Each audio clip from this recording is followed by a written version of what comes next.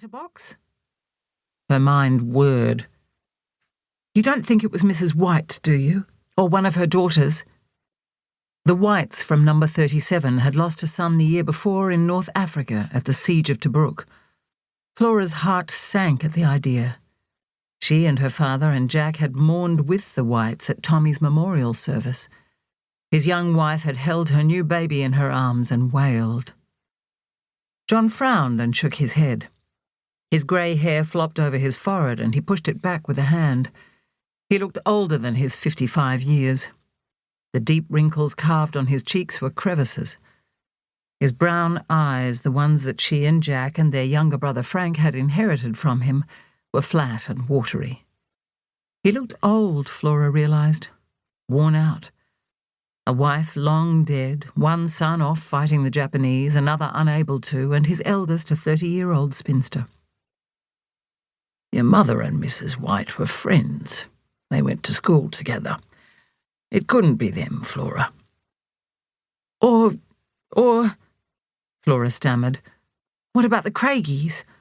Don't they still have cousins in London? Maybe something happened to them in the bombings and they...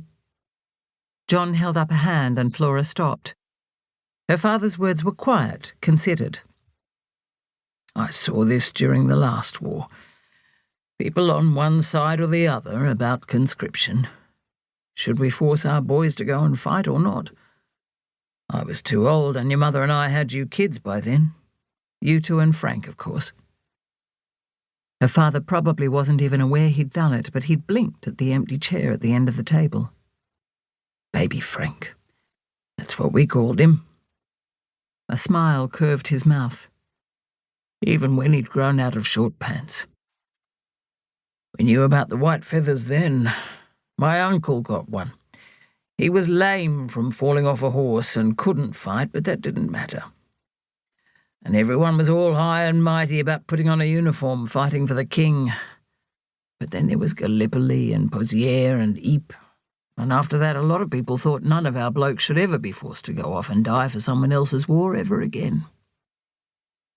No one had forced Frank to go to war. He'd joined up back in July 1940 after the Battle of Britain had been all over the newspapers and the wireless. He'd come home one day, dirty from his work labouring on the dockyards, wearing a huge smile, which had only broadened when he told his family that he and his best mate Keith had enlisted. They've smashed the Luftwaffe, Dad, he'd said, pacing the living room with a cigarette dangling from his lips, his flat cap waving in his other hand. The Hurricanes and the Spitfires did their job all right. Now they've got to send Hitler all the way back to Berlin. He'd kissed them all goodbye, marched to the Victoria Barracks and enlisted, and in short order had been sent to Trawool in central Victoria for training. He'd written them a letter at the beginning of October, after the whole battalion had marched the entire 143 miles on foot from Trawool to Bonegilla on the banks of Lake Hume, saying it was the best adventure he'd ever had. He'd written to them from Palestine and Syria, and was now training in Queensland after the journey home on Laconia, preparing to head north to the jungle.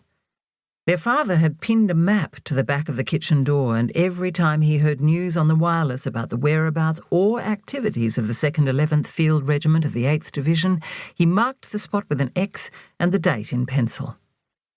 Frank's letters home were stored in a biscuit tin in the sideboard in the living room. He wasn't prolific, never had been one for school or books, but the pile had grown steadily during the past 2 years. Jack rubbed a hand over his face and pushed his cup of tea into the middle of the table. The thing is, Dad, it's not someone else's war now. Not since the Japs bombed Darwin and made it into Sydney Harbour. They're coming after us right here in the Pacific and in Southeast Asia. Curtin had the right idea bringing Frank and all our boys back from Europe to protect us here at home. We can't rely on the Poms to do it, can we? Not anymore. Jack listened to everything, read all the accounts in the Age and the Herald, and even stood for the Star-Spangled Banner when it was played at the Pictures right after God Save the King. He might not be able to fight, but he kept himself informed. The war was hard to avoid. Signs of it were everywhere. Posters were plastered in shop windows and in trams and buses, urging young men to join up. What are you doing to ensure victory for Australia, for Britain, for the Empire? They begged.